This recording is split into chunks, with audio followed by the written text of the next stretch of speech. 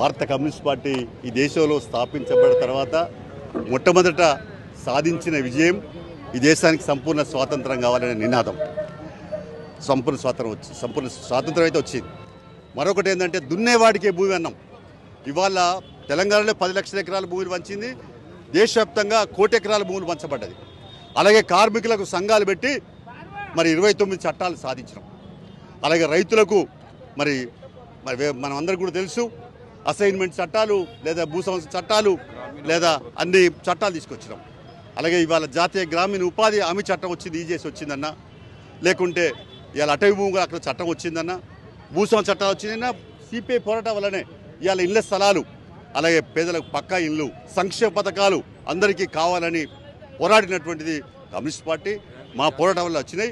ఇంకోవైపున బ్యాంకులు కూడా జాతీయకరణయి. మీరు అర్థం చేసుకోవాలి, ఇవాళ మళ్ళీ నరేంద్ర మోడీ ఉల్టా తిరుగువనం పోతే ప్రయత్నం చేస్తూ ఉన్నాడు. మళ్ళీ బ్యాంకులో పెట్టుబడిదారు కట్టబెట్టే ప్రయత్నం చేస్తున్నాడు. మరి కమ్యూనిస్ట్ పార్టీ పోరాటం వల్లనే బ్యాంకులన్నీ అప్పుడు ప్రైవేట్ బ్యాంకులే 75లో జాతీయకరణ అయినాయి. అది కూడా తెలియపరుస్తాను, 75లో జాతీయకరణ బ్యాంకులు.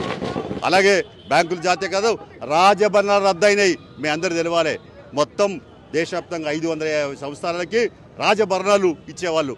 మన తెలంగాణలో నైజాంకు రాజ ప్రముఖ బిరుదిచ్చి 50 లక్షలు ఆ టైంలో ఇచ్చేవాళ్ళు.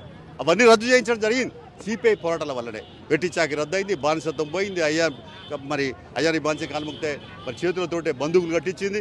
అందుకనే పోరాటాలు పట్టిమ నేర్పింది, ఉద్యమం బాట పట్టించింది ఎర్రజెండ పార్టీ. సిపిఐ పార్టీ 100 ఏళ్ళుగా అనేక ఆటుపోట్లు ఎదుర్కొంది. నిజంగానే అధికారం రాలేదు, అనేక ఆటుపోట్లు చీలికలైనాయి. అందుకని ఇప్పుడు చెప్తా ఉన్నాం, కమ్యూనిస్ట్ పార్టీ చీలికల వల్ల నష్టపోయింది. కాబట్టి మరి ఇవాళ మనం అందరం కూడా ఒకటి కావాలా. సిద్ధాంతం మరి అజేయమైంది ప్రపంచంలో. ఈ సిద్ధాంతం, దీన్ని మించిన సిద్ధాంతం ఇక్కడ లేదు. కాబట్టి ఈ సిద్ధాంతం పట్ల విధేయతున్నటువంటి వామపక్షాలు లేదా మావోయిస్టులు అందరూ జనజీవన సమితికి వచ్చి మరి మనమంతా కూడా కలిసి ఒక ఎజెండాతో రానున్న కాలంలో ఈ దేశంలో సమస్య నిర్మించేందుకు నేపాల్లో ఎట్లా కమ్యూనిస్టులు ఎక్కటైనరు, లేదా ఇతర దేశాల్లో శ్రీలంకలో ఎట్లా అధికారంలోకి వచ్చారు, అలాగే భారతదేశంలో కూడా అలాంటి మరి ప్రయత్నం చేయాల్సిన అవసరం ఉంది. అందుకు సిపిఐ తల్లి పార్టీగా అందరికి అప్పీల్ చేస్తూ ఉంది, కోరుతూ ఉంది.